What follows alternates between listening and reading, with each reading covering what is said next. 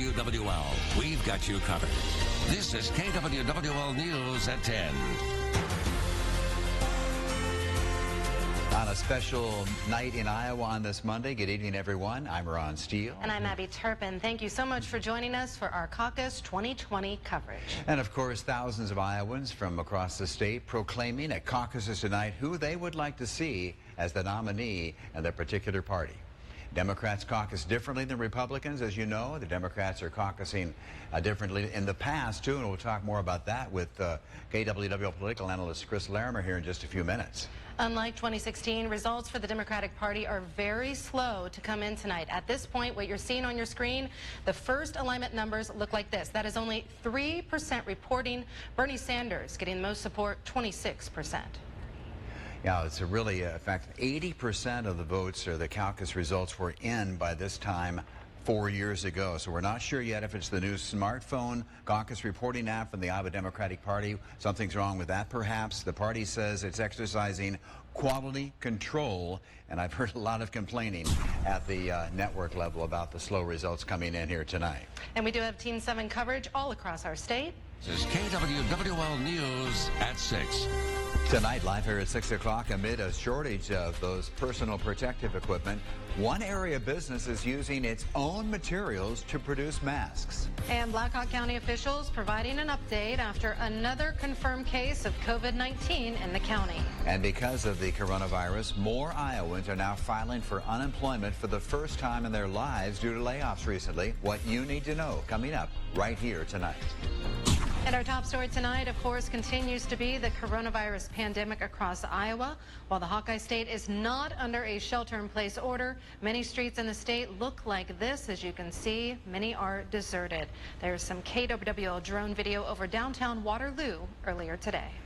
So right now here at 6 o'clock this evening, let's take a look at the current confirmed coronavirus cases in Iowa. The Iowa Department of Public Health website now listing 124 positive cases, including the first case for area counties, Buchanan County and Cedar County. On the encouraging side, there have been more than 2,300 Iowans who have tested negative for coronavirus. We have learned one employee at the North Dodge Street Hy-Vee in Iowa City has tested positive for COVID-19. A spokesperson for the store says the employee was not working when they became ill and believes the virus was contracted outside of the store. And good evening, everyone. Thanks for joining us. I'm Ron Steele. And I'm Abby Turpin. We do have Team 7 coverage tonight with reporters Taylor Vessel and Mark Woodley standing by. We want to begin tonight with Taylor. He's live in Waterloo with an update on Blackhawk County. Taylor. Yeah, Ron, Abby, as you said, there is a new case in Blackhawk County that the governor announced earlier today. It is said to be travel-related, so not connected to the first case, unlike the two most recent cases. Right now, that brings the county's total to 4. Now, we weren't given the condition of this newest case, but the governor's office said it's an adult between the ages of 41 and 60. Because that case is, again, travel-related, the county has yet to identify any community spread. Still, officials say they're preparing for when it happens. You know, when you look at what's going on in Iowa, community spread is happening in other areas. We've just been at this moment fortunate that all our cases have been travel-related. Now, once again, the Director of Public Health recommends that you self-isolate for 14 days if you've traveled outside of Iowa within the last 2 weeks. Now, another topic today was that of a shelter-in-place order and if the county would issue one. Now, nationally, 16 states have a stay-at-home order right now. Sheriff Tony Thompson said any talks about a shelter-in-place order have been very loose right now and that they're more so just on a what-if scenario. He said he believes if such an order comes down, it'll be driven by the state rather than the county. Ron, Abby.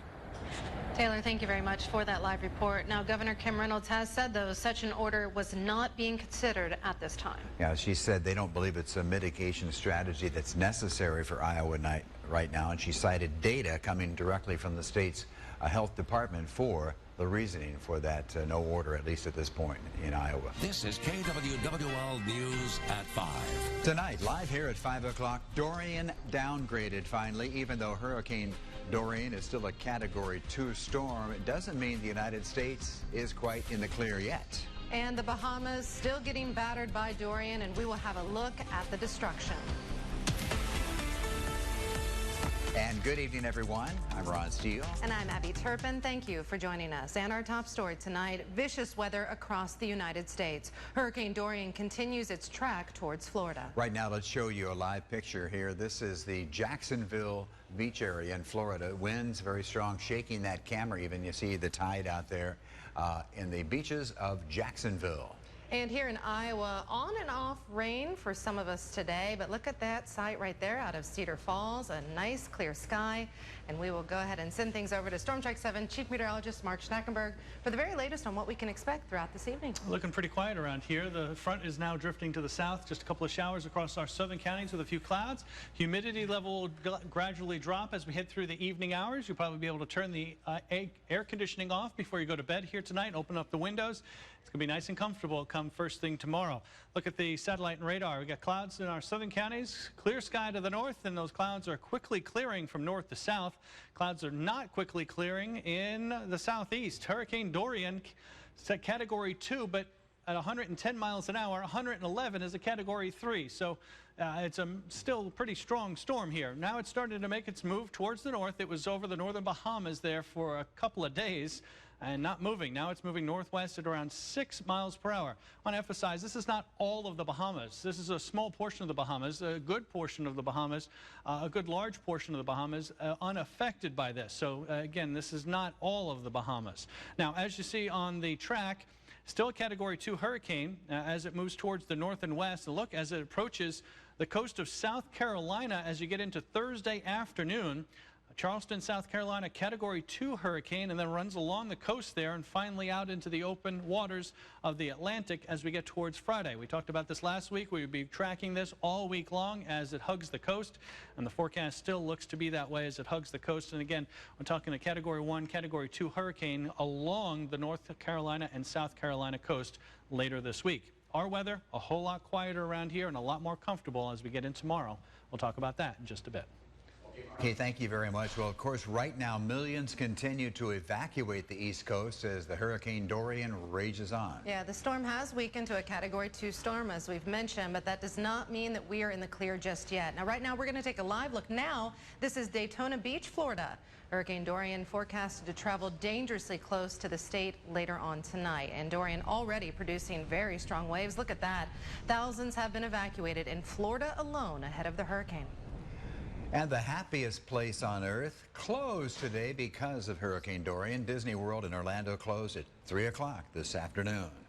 And after Florida, Hurricane Dorian set to move very near to Georgia, South Carolina coast by Wednesday night into Thursday, and near or over the North Carolina coast by late Thursday of this week. Right now, we want to show you just how massive this storm is. Right behind us, a satellite loop of Dorian and its expected path of destruction. Let's take a closer look at the satellite images of the hurricane as it punches the Bahamas and churns its way off the island chain. This storm is so big, it can obviously be seen from outer space. Here's the picture. What a shot it is from the International Space Station of the hurricane. Dorian's relentless winds have caused catastrophic damage and flooding in the Bahamas. This is a look at some of that flooding that they are facing. Thousands of homes have been destroyed, and so far we know 5 people have been killed in the Bahamas due to Dorian. NBC's Jamie Garola is now in Pompano Beach, Florida tonight. Jamie has a deeper... More heartbreaking images from the Bahamas, where the magnitude of devastation continues to grow. This is dramatic video of a journalist and his family abandoning their home, escaping by wading through water chest high, carrying their dogs. It's the story of thousands of other victims, at least 13,000 homes severely damaged or destroyed. This is the water by my back door and glass.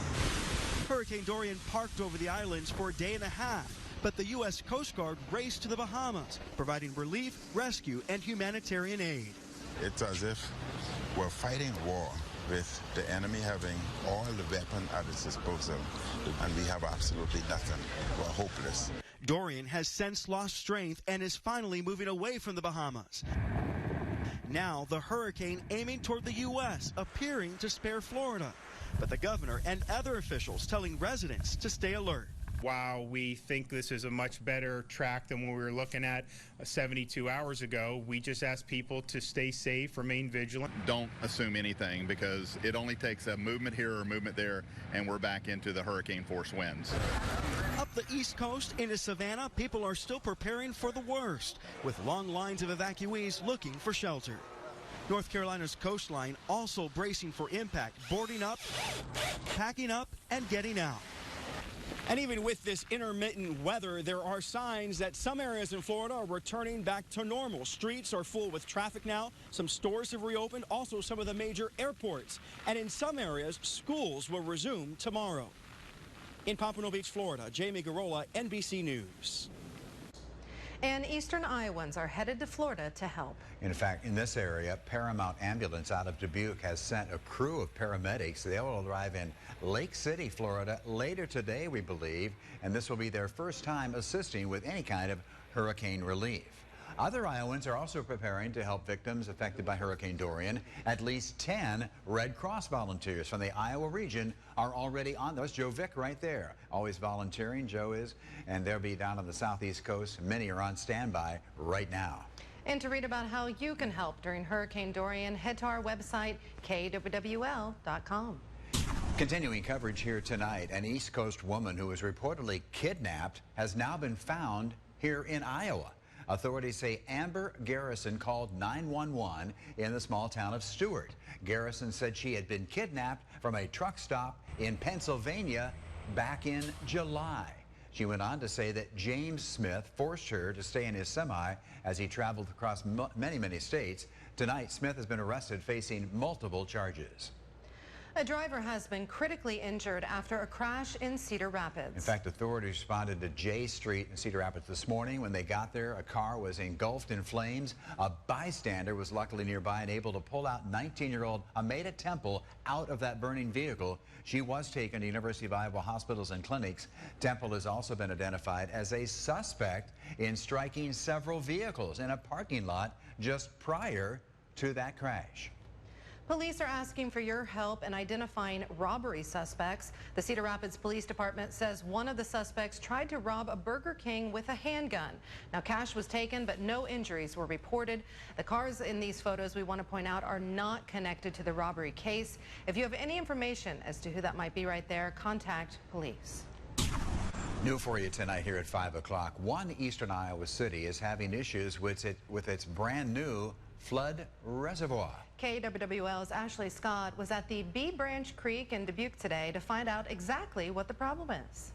Bee Branch Creek has become one of the city's favorite projects, but now it seems like the flood reservoir is dealing with its own flooding issues. The upper level of the Bee Branch Creek has been working overtime. Water is pooling and flooding out the sidewalks, leaving behind a trail of slick mud. Storing water here, and it's storing it longer than we'd really want it to, but it's still providing a place for the water to go other than the streets or basements, and so it's still serving a purpose, but just not the optimal purpose we intended for it. The problem will be fixed when the lower level of the creek is completed.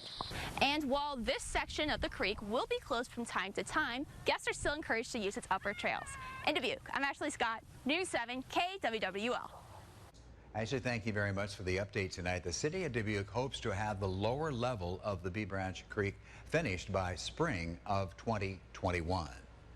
Well, coming up here at 5 o'clock, how Superstore Walmart is trying to make the country safer. And a massive measles outbreak is now officially over. That's coming up right here in just a few minutes. Right now, let's go and take a live look at the Storm Track 7 live Doppler radar. Quiet out there right now, as you can see. Chief Meteorologist Mark Schnackenberg will have the full forecast coming up. You're watching News 7 KWWL. We've got you covered in Dysart, Ely, Brandon, and of course, your hometown. Live from News 7 KWWL, we've got you covered. This is KWWL News at 5. Now at 5, millions nationwide could be affected by a new rule on food stamps. Also tonight, new word coming in, arrests. 2 of them have been made already in that large fight on the one popular nightlife street in Cedar Falls. Why more arrests could be coming. Plus, how an advocacy group is battling back on big government contracts. This is KWWL News at 6. Tonight here live at 6 o'clock, doorbell camera video shows more tricks than treats on Halloween. We'll get a look at some of the Halloween hoodlums in action. And we now know the names of those involved in an icy highway accident. And possibly the oldest story we've done for quite some time. We're digging quite into the past tonight with Taylor Vessel. That's coming up. Don't come in here to this city council in the most diverse city in the state of Iowa talking about what a young man is wearing. Tonight here at 10 o'clock, yes, a very heated city council debate tonight, including the Fair Chance Initiative, but the city council has passed Ban the Box in Waterloo. Plus, a flooded fall. One part of the Hawkeye State is struggling with what to do after a highway continues to overflow with water. And the Iowa harvest also being impacted by recent heavy rainfall. An update tonight on the Iowa crop progress. That's coming up. Live from News 7 KWWL, we've got you covered. This is KWWL News at 10. And good evening, everyone. I'm Ron Steele. And I'm Abby Turpin. Thank you for joining us. In our top story tonight, the box is banned. That's right, Abby. In fact, the Waterloo City Council tonight adopted the ordinance to stop employers from asking job applicants about their arrest or criminal records during the initial hiring process. Reporter Vinny Lowry was at the Waterloo City Council meeting tonight. Vinny joins us live from near downtown Waterloo right now. Vinny.